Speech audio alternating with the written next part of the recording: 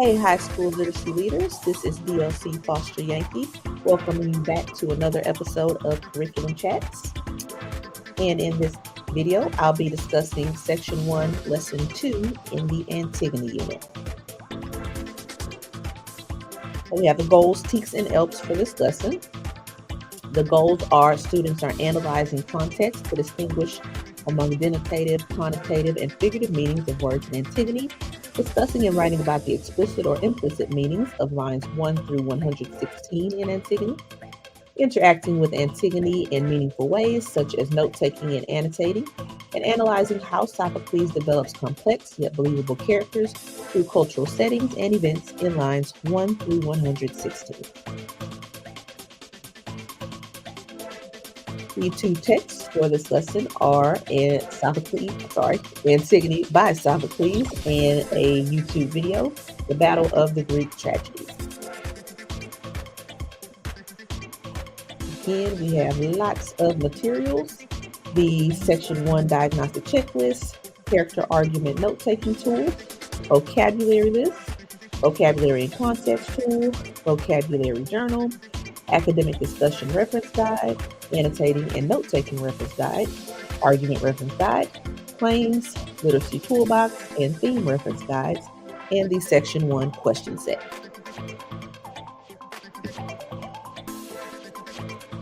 In this lesson, students will continue to build background knowledge for Antigone and read the beginning of the play, lines 1 through 116. They will also learn how to annotate text, acquire new vocabulary, and delineate arguments.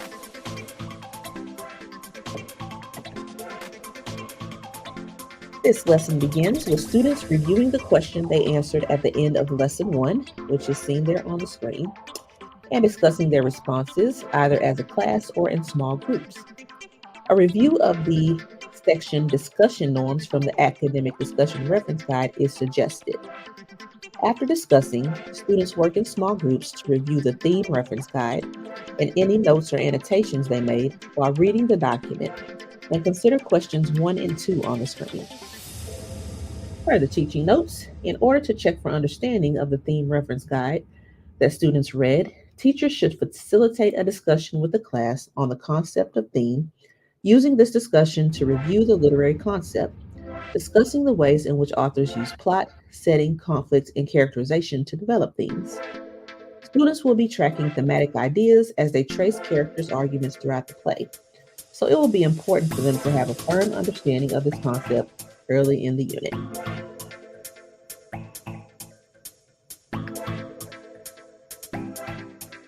In the next activity, students view an excerpt from a video from marker 2 minutes and 39 seconds to 4 minutes and 15 seconds that summarizes the events of another play by Sophocles, Oedipus Rex, famous Oedipus Rex. This video will build understanding of the background for the play Antigone, as well as the family of the character Antigone. After watching, they'll note the answers in their learning log to the questions on the screen. Next, to better understand Oedipus Rex's connection to Antigone, in the Greece and the Theater section of the Fables translation, students read the last paragraph on page 28, starting at Thebes, the two sons of Oedipus, through brother killed brother on page 29. Then, in collaboration with a partner or in a small group, students draw Antigone's family tree in their learning log, being sure to indicate relationships among family members and note which ones are deceased.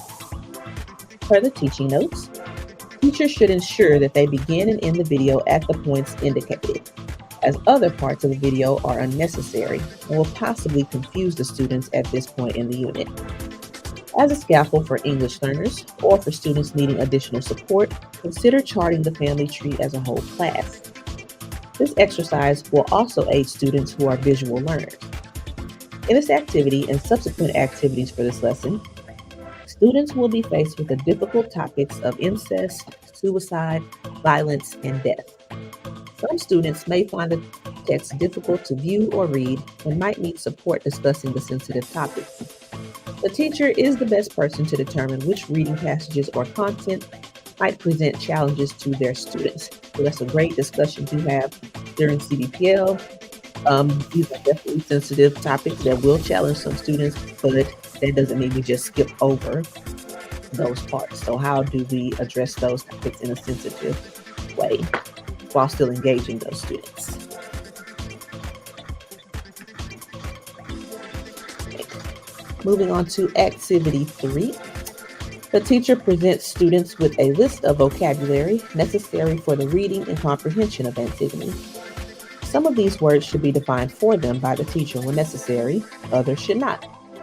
For this activity, they will use a vocabulary journal, which they will maintain for the entire unit. Some words they might be able to decipher from the text using context clues. For others, they might use morphology to decipher the meaning, or a reference resource to check if their meaning is accurate. For some words, their teacher might present them with the definition. Students record words and definitions in their vocabulary journal.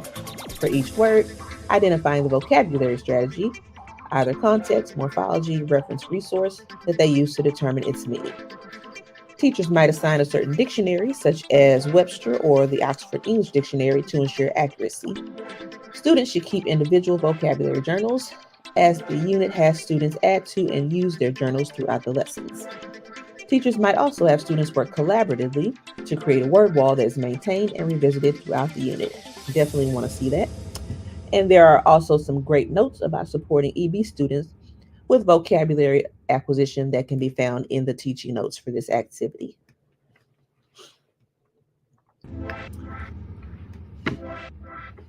Moving on to activity 4.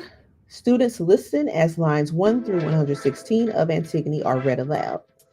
This scene involves Antigone and her sister Ismene, I think that's how you say it. As the lines are read aloud, they follow along and imagine the two sisters talking to one another, keeping the guiding questions on the screen in mind as they listen. Prior to reading, teachers might quickly review the basics of how a script is formatted, comparing it to prose, and remind students that everything that they are reading is intended to be performed, and that it will be staged with scenery, action, and sounds that they will have to supply with their own imaginations. Providing explicit direction on how the lines are numbered in the text will also be helpful for students in keeping their place, pinpointing a line for questioning, or using a quotation for answering questions or supporting statements. So that doesn't have to be a whole ordeal. Students did learn that last year when they read the Odyssey. So that's just a quick review and perhaps posting an anchor chart for them to reference. Continuing with activity 4, students listen and follow along as the text is read aloud. Teachers can read or use an audio recording, but the reader should be an expert reader for this section. Teachers can also select 2 fluent and proficient readers or 1 student reader to accompany them. If teachers feel that their students might benefit from additional reading comprehension support, they might pause at various points to pronounce difficult words and prompt students to annotate the text for key details. English learners in particular benefit from reading aloud as they can follow the text while listening to accurate prosody.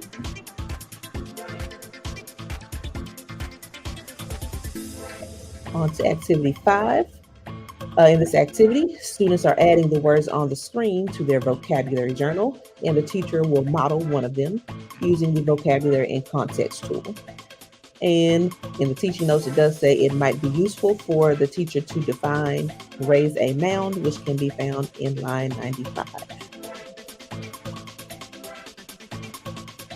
Okay, move on to activity 6. There's a lot of activities in this lesson.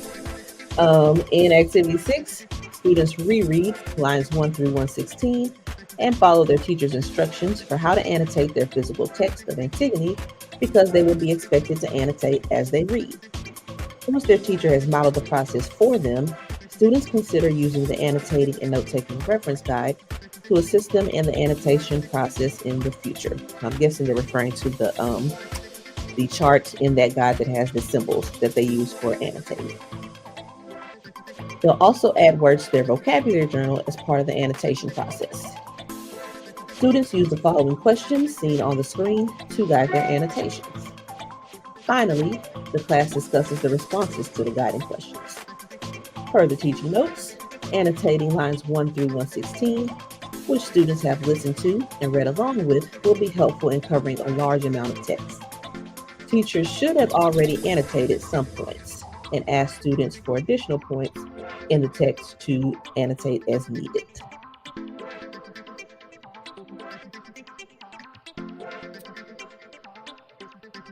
In Activity 7, students access the Section 1 diagnostic checklist and read the question and task they will be responding to.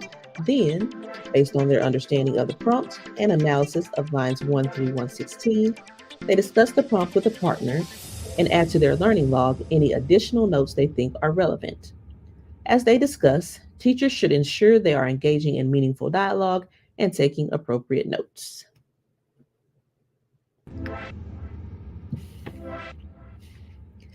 Activity 8 is optional and has students reviewing the definitions for the terms issue, perspective, position, supporting claim, and evidence in the argument terminology section of the argument reference guide before discussing their understanding of each of these terms with a partner, using examples from the article they are examining in this lesson.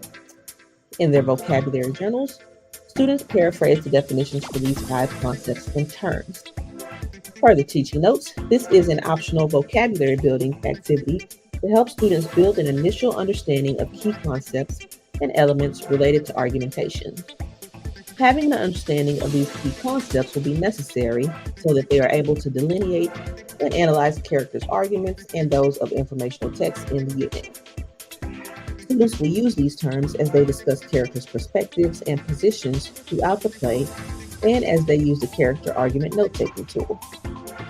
If students do not seem familiar with these terms as teachers introduce or reintroduce them, they can consult the argument reference guide and paraphrase its definitions in their vocabulary journals so they have a reference in their own materials.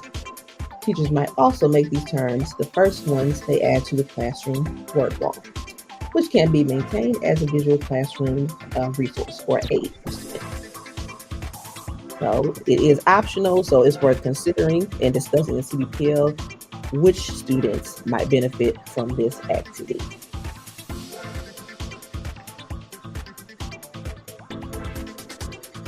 In the next activity, the teacher reviews and models the character argument note-taking tool for students. They will use the tool to track characters' arguments throughout the play, focusing on claims, evidence, counterclaims, thematic ideas, as well as their perspectives and positions. It will also serve as a scaffold for gathering information and evidence for their culminating task. Students begin by using this tool to study lines 1 through 116, and the teacher models the tool based on the previously read text in lines 1 through 21 using the guiding question on the screen.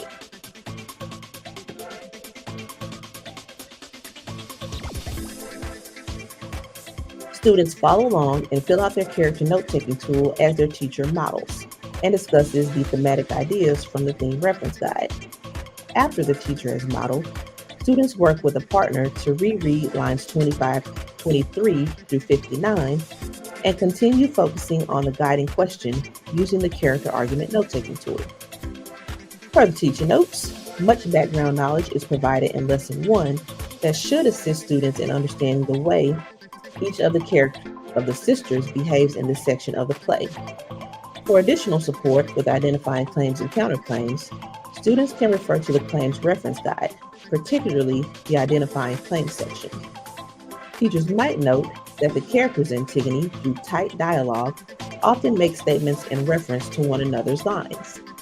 This quick dialogue offers rich opportunities to understand the relationship between claim and counterclaim. As students work in pairs, teachers should monitor their progress and correct their use of the tool as necessary to ensure they fully understand how to use the tool during their reading. This is particularly important as the character argument note-taking tool will be used throughout the reading of Antigone. Lots more in the teacher notes that I did not cover, specifically around modeling, filling out the tool, or the steps for doing that. So please go back and check that out.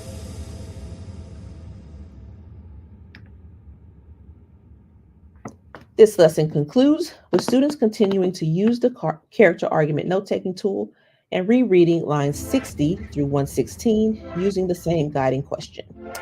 They should be sure to refer to their notes on ancient Greek culture, text annotations, and their learning log when examining Antigone and Ismene's reasonings. So, very lengthy lesson, even if we skip that optional activity 8. We have arrived at our cub, and I came up with: students will know the reasons Antigone and Ismene give for their actions. They'll understand how ancient Greek culture contributes to Antigone and Ismene's reasonings, and be able to discuss and write about the explicit or implicit meanings of lines 1 through 116 in Antigone using a character argument note-taking tool.